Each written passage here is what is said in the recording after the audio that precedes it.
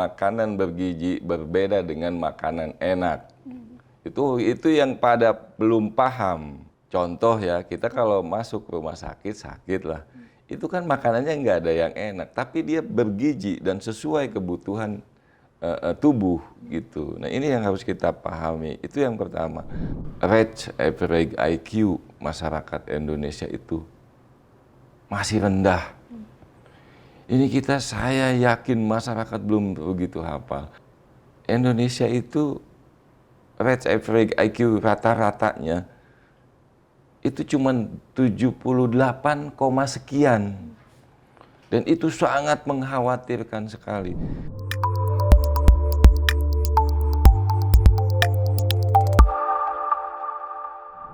Halo Tribuners, jumpa lagi dengan saya Putri Puspita. Kali ini saya sudah ditemani dengan anggota DPRD Jawa Barat, Komisi 5 Bidang Kesejahteraan Rakyat dari fraksi Partai Gerindra. Ada Bapak Irfan Heroni. Halo, selamat pagi Pak Irfan. Selamat pagi. Bapak gimana nih hari ini kabarnya? Alhamdulillah sehat walafiat. Alhamdulillah. Nah Tribuners, kita akan ngobrol-ngobrol nih dengan Bapak Irfan tentunya mengenai kesejahteraan di Jawa Barat.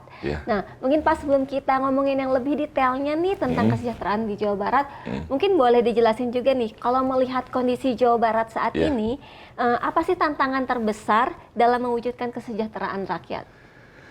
Tantangan paling besar di Jawa Barat itu jumlah penduduk. Jumlah penduduk Jawa Barat itu tertinggi provinsi yang jumlah penduduknya tertinggi di Indonesia. Kurang lebih 50 juta penduduk. Nah itulah yang tantangan paling utama itu untuk menciptakan atau mensejahterakan masyarakat Jawa Barat. Itu salah satu tantangan yang terbesar gitu. Oke, karena jumlah masyarakat di Jawa Barat jumlah penduduk banyak sekali dan ini ya Pak, beragam ya Pak ya? Beragam, betul. Oke, ini Pak, untuk di situasi sekarang ya Pak, indeks ekonomi mungkin banyak masyarakat yang mengeluhkan biaya hidup yang semakin tinggi ya, segala macam naik, sayur mayur gitu ya. Nah, menurut Bapak nih, apa sih solusi yang paling mendesak yang bisa dilakukan pemerintah supaya masyarakat tuh tetap sejahtera gitu Pak? Iya, jadi kalau masalah ekonomi itu kita tidak lepas keterkaitannya dengan ekonomi global dan kondisi keamanan dunia. Itu yang paling kita harus garis bawahi gitu. Karena memang kondisi ekonomi dunia saat ini sedang mengalami gejolak dari sistem multilateral jadi unilateral. Itu yang harus kita pahami oleh masyarakat. Nah, menghadapi itu ya pemerintah harus punya sikap, harus punya keputusan yang sangat signifikan untuk kepentingan masyarakat Indonesia. Kita ambil program pusat itu sangat memperhatikan sekali kondisi masyarakat Indonesia, khususnya Jawa Barat, yaitu diantaranya MBG, kemudian juga KDMP, kemudian juga ketahanan pangan, karena paling utama itu ketahanan pangan. Kondisi dunia boleh seperti apa, kondisi yang lain boleh kacau, boleh, tapi ketahanan pangan yang harus kita dukung betul-betul, karena itu kebutuhan dasar masyarakat Indonesia. Itu yang pemerintah canangkan, pemerintah programkan dari pusat, kemudian provinsi, daerah juga harus mendukung. Karena ketahanan pangan tidak bisa kita abaikan. Itu yang paling signifikan sekali.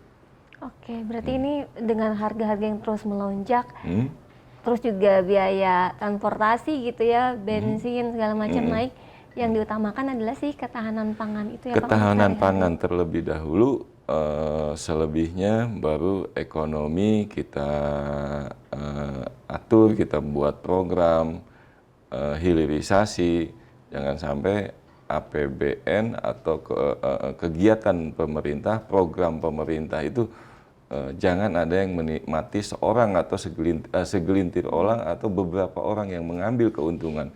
Jadi APBN, APBD itu harus langsung menyentuh ke sendi-sendi kegiatan di masyarakat. Itu salah satu yang harus dipercepat gitu, harus kita awasi sama-sama.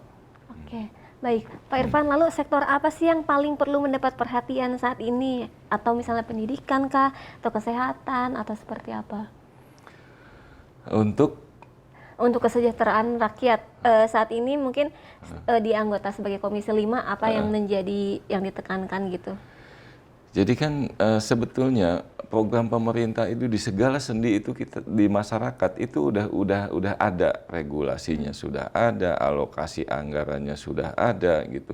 Kita hanya bisa mengawasi, memperbaiki supaya apa? Supaya program pemerintah itu betul-betul tepat sasaran gitu.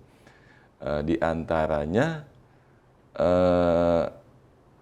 ekonomi, pendidikan, kemudian juga sosialisasi, harus kita banyak sosialisasikan karena memang apa ya, yang paling utama itu kan ekonomi. Kita tidak bisa pungkiri masyarakat Jawa Barat ekonominya banyak sekali yang di bawah, menengah ke bawah.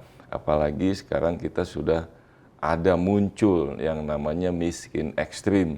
Itu yang dahulu-dahulu nggak ada. Sekarang ini muncul miskin ekstrim berdasarkan Pusdatin, Datasen, desil 1 sampai 5, 5 sampai 10. Itu sangat-sangat apa ya, sangat kaget gitu. Jadi perhatian pemerintah. Ini kan juga kita tidak terlepas dari dampak COVID tahun 2019, 2020, 21, 22 agak reda gitu. Ini juga kita harus sikapi juga karena kita tidak terlepas dari dampak itu. 2024 ini adanya munculnya masyarakat miskin ekstrim itu dampak dari COVID yang lalu gitu. Makanya kita harus ambil keputusan, ambil sikap. Salah satu yang harus dipercepat itu yaitu pembenahan data terpadu ekonomi sosial, DTSEN tadi, nasional. Itu karena apa? Perubahan itu saya sudah sampaikan kepada pemerintah provinsi, kondisi di lapangan dengan database yang ada itu kita tidak bisa prediksi perubahannya. Makanya Pemprov itu harus aktif, harus waspada dengan perubahan-perubahan tersebut. Alhamdulillah Provinsi Jawa Barat sudah mulai memperbarui desil 1 sampai yang paling utama kan desil 1, desil 2 itu yang kita sebut miskin ekstrim. Nah, desil 1 sampai 5 jangan sampai perubahannya itu tidak terdeteksi oleh pemerintah. Karena itu apa? Karena terkaitnya dengan program-program pemerintah. Contoh sekolah rakyat. Ini kan sekolah untuk orang tidak mampu yang terdaftar di desil 1 sampai desil 5. Kalau itu tidak akurat, tidak akurasi karena perkembangan ekonomi global, karena perkembangan keamanan dunia, itu kita tidak bisa prediksi. Makanya saya beri masukan kepada pemerintah supaya apa? Supaya waspada perubahan-perubahan datasen yang ada harus dikolaborasikan atau harus diakurasikan dengan kondisi masyarakat yang ada sekarang kondisinya. Kira-kira seperti itu, Mbak. Baik, berarti yang untuk yang pendataan desil itu yang kemarin kan ada pendataan dari BPS yang ke rumah ya Pak ya. Nah itu hasilnya berarti menunjukkan yang desil 1 dan 2 itu yang ekstrimnya itu masih banyak gitu ya Pak? Banyak Pak. Itu saya selalu sampaikan kepada Pemprov bahwa kita harus punya perbandingan database. BPS, kita kan selalu pakai BPS dengan BI. Sedangkan itu kan prosesnya itu kan butuh waktu. Nah, kita tidak bisa duga prediksi keadaan global dunia, terus keamanan dunia dengan kondisi di lapangan, dengan pendistribusian ekonomi segala macam itu kan kita tidak bisa kita prediksi gitu. Makanya jangan terpaku dengan BPS, data BPS dan Bank Indonesia. Kita harus punya perbandingan juga gitu. Dan itu alhamdulillah sudah dilakukan oleh Pemprov gitu. Oke. Nah Pak, ini juga untuk kesejahteraan rakyat mungkin kita bahas MBG nih ya Pak ya, Boleh, yang jadi rame nih, banyak pro dan kontranya atau yang MBG. Nah tapi sebenarnya yang menjadi program unggulan pemerintah MBG ini nih Pak, menurut Bapak apakah program ini tuh sudah berdampak terhadap kesejahteraan masyarakat belum sih? Kalau berdampak sudah pasti, saya bisa pastikan terutama untuk ekonomi, dampaknya sudah ada. Karena apa? Karena ini masyarakat ini belum begitu paham, walaupun kondisi sekarang banyak pembaharuan, penggantian kepala BGN, kemudian juga SOP-nya diperbaharui lagi. Untuk saat ini kita sedang nunggu regulasi yang baru. Tapi saya bisa pastikan yang sudah berjalan itu 80% uang MBG itu jatuh ke pengusaha-pengusaha lokal, UMKM, petani, dia tuh perkebunan. Karena 80% itu jatuhnya langsung ke pedagang beras, ke petani, kemudian juga pedagang tempe, pedagang tahu, kemudian juga sayur-sayuran yang ada di masyarakat. Karena regulasinya itu MBG itu harus memberdayakan potensi lokal. Itu wajib memberdayakan potensi lokal sesuai dengan teritorialnya. Artinya ketika suatu bahan itu bisa didapatkan dalam suatu kelurahan, itu kita tidak boleh ambil dari luar kelurahan, kecuali kalau sudah tidak ada. Satu bahan di kelurahan itu tidak ada, kita naik ke teritorial kecamatan. Gitu. Kalau misalkan di kecamatan itu tidak ada, baru kita ke teritorial ke tingkat kabupaten, dan itu wajib hukumnya. Tapi kan kalau dilihat dari bahan-bahan yang ada, tidak mungkin tidak ada di dalam suatu kelurahan kebutuhan-kebutuhan MBG, kecuali hal-hal yang tertentu lah gitu kan. Dan itu sudah sangat-sangat berdampak sekali. Kita bisa bayangkan kurang lebih 1 triliun per hari, 80% diserap oleh pengusaha ekonomi kelas bawah, menengah ke bawah. Itu sangat signifikan sekali gitu. Apalagi Gini rasio kita itu banyak penurunan gitu. Makanya saya yakin itu sudah ada dampaknya untuk ekonomi gitu. Tinggal kita evaluasi, kita perbaharui SOP-nya supaya betul-betul tidak ada yang nakal.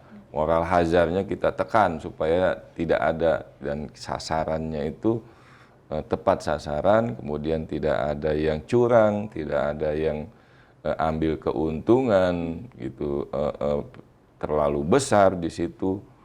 Ya kira-kira seperti itu. Dampaknya saya pikir sudah banyak sekali dinikmati oleh masyarakat.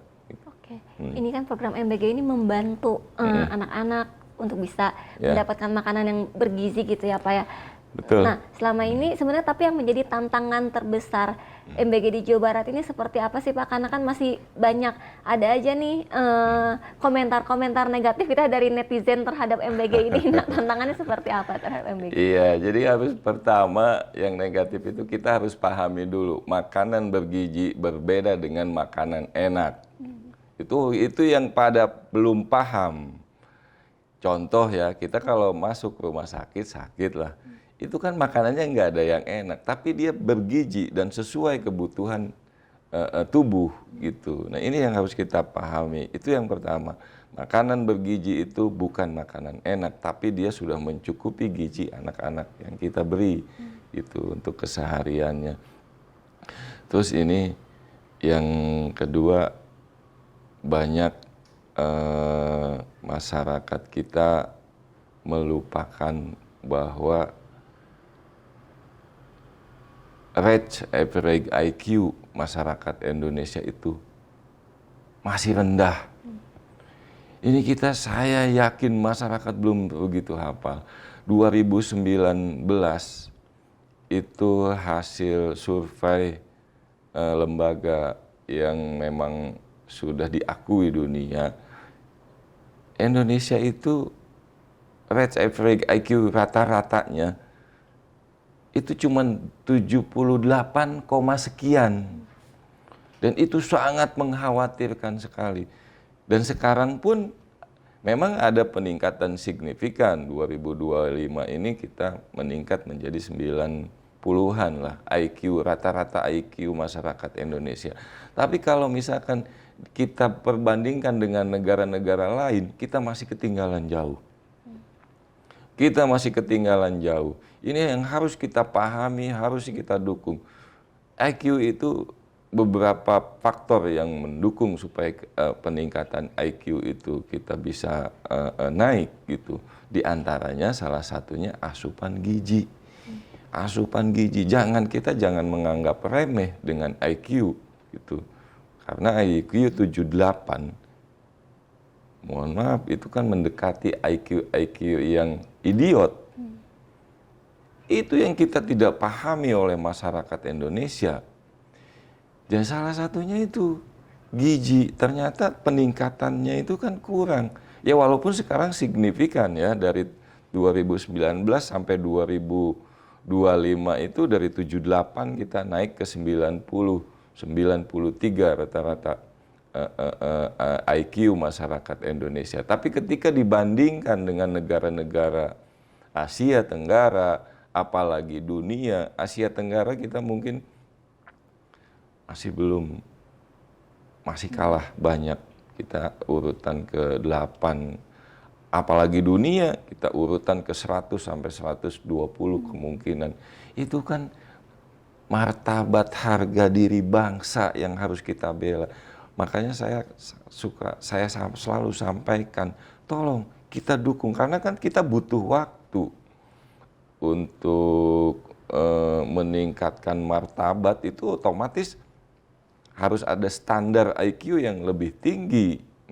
Tidak, kita makanya program pemerintah saya rasa gini udah cepat, udah tepat gitu. Pertama, pendidikan, pemerintah sudah membuat sekolah rakyat, kemudian juga sekolah Garuda, artinya sekolah unggulan.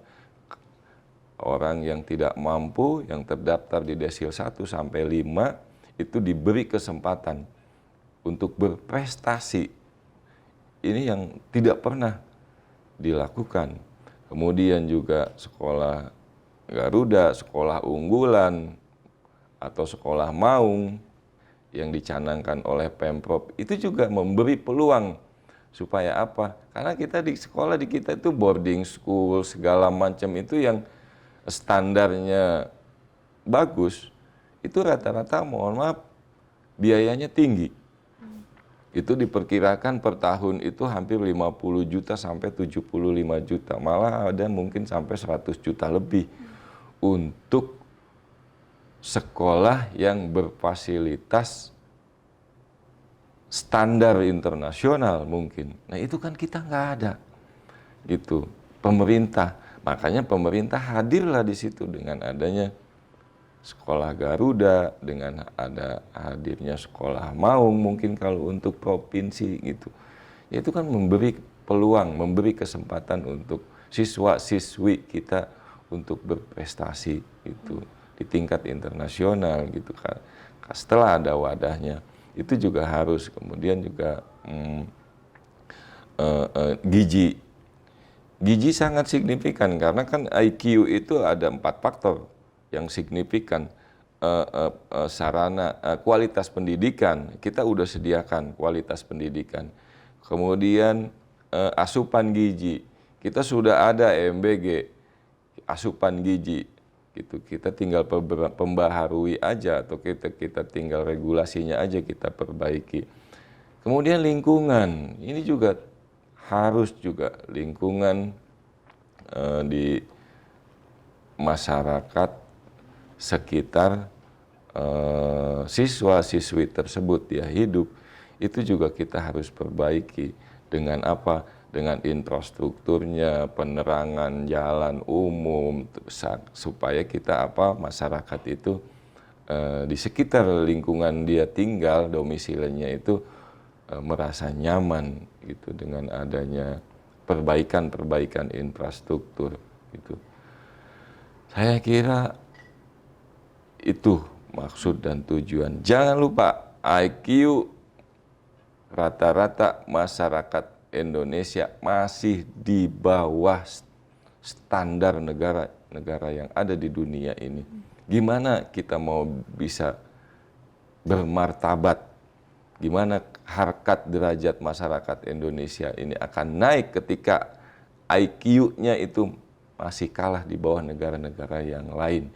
Itu yang sasaran paling utama program pemerintah yang sekarang kita genjot, kita awasi, kita sosialisasikan, kita jaga supaya program pemerintah itu berjalan dengan baik dan bermanfaat, kemudian ada hasilnya. Itu, Mbak. Oke, ini detail banget ya dari Pak Irfan menjelaskan. Ini sebenarnya mungkin tadi tujuan MBG itu bagus ya Pak ya, tapi mungkin ada aja nih SPPG yang memberikan menunya tuh kan banyak tuh infonya, banyak yang dibuang, udah gitu kayak si menunya tuh anak-anak tuh jadi pada nggak suka gitu. Mungkin ada catatan dari Bapak gitu harus seperti apa? Ya mungkin kita tekankan ke kepala gizinya mungkin ya, gimana supaya ada inovasi, supaya makanan MBG itu diminati oleh anak-anak, siswa-siswi, anak-anak sekolah kita. Itu juga mungkin jadi catatan. Cuman tadi jangan lupa yang paling utama, satu, ini makanan bergizi, bukan makanan enak. Itu yang harus kita garis bawahi. Jadi ya anak-anak juga, orang tuanya ya harus dukung juga lah supaya mereka mau menerima gitu. Mudah-mudahan ke depannya bisa kita perbaiki. Yang kedua itu yang tadi yang paling utama, meningkatkan range average IQ masyarakat Indonesia supaya kita bisa lebih bersaing dengan negara-negara yang lain di dunia ini. Itu Mbak, pokoknya harus kita dukung, kita harus awasi, kasih pemahaman kepada mereka yang ledek, netizen segala macam. Dulu Pak, waktu saya tuh 2019 sebelumnya kita jadi bahan ledekan. Negara Indonesia itu jadi bahan ledekan. Indonesia IQ 78. Indonesia IQ 78. Saya mengalami itu. Betapa kita diledeknya oleh negara-negara tetangga, negara-negara dunia. Apa kita nggak sakit hati diledek? Karena kan tadi saya bilang 60 itu udah mendekati 60 itu IQ orang-orang idiot. Bahkan gorila di bawah 60 sedikit. Masa kita sakit hati, Mbak? Kita diledek negara yang IQ-nya paling rendah. Makanya itulah, kasih sosialisasi, kasih pemahaman. Kita terima dulu, kita jalanin dulu program pemerintah, nanti akan ada dampaknya. Kita akan bisa bersaing kalau IQ kita meningkat dengan negara-negara yang lain. Pahami dulu itu. Masa kita nggak mau dihina dong? Gitu. Jadi beberapa tahun, beberapa periode tidak ada yang menyentuh masalah itu.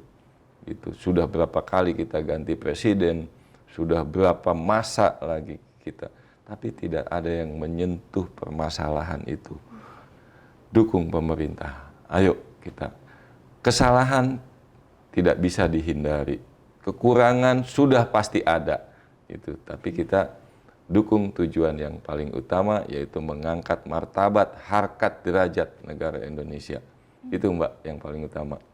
Oke, baik nih Pak Irfan juga tadi kan kalau di awal udah ngejelasin ya tantangan terbesar di Jawa Barat tuh karena masyarakatnya yang populasinya cukup besar betul. gitu. Nah, di tantangan masyarakat yang cukup banyak itu apa sih Pak yang menjadi kendala gitu untuk mensosialisasikan atau untuk mensejahterakan masyarakatnya itu seperti apa Pak selama ini kalau Pak Irfan di lapangan? Jadi saya ada beberapa catatan dengan jumlah penduduk Jawa Barat kurang lebih 50 juta itu. Kita sudah beri masukan ke pemerintah provinsi bahwa kita itu buat program pemekaran desa. Saya sudah sampaikan ke pemerintah provinsi, karena kan keterkaitannya dengan anggaran, Mbak. Itu kan ada anggaran dana desa, kemudian apalagi sekarang ada koperasi desa merah putih, satu desa itu satu koperasi. Luput dari perhatian kita perbandingan Jawa Barat dengan Jawa Tengah, Jawa Timur, mereka penduduknya di bawah kita.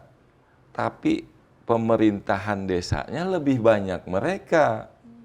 Itu juga harus jadi perhatian pemerintah juga. Karena kan keterkaitannya anggaran dana desa dari pusat, provinsi, kemudian kabupaten.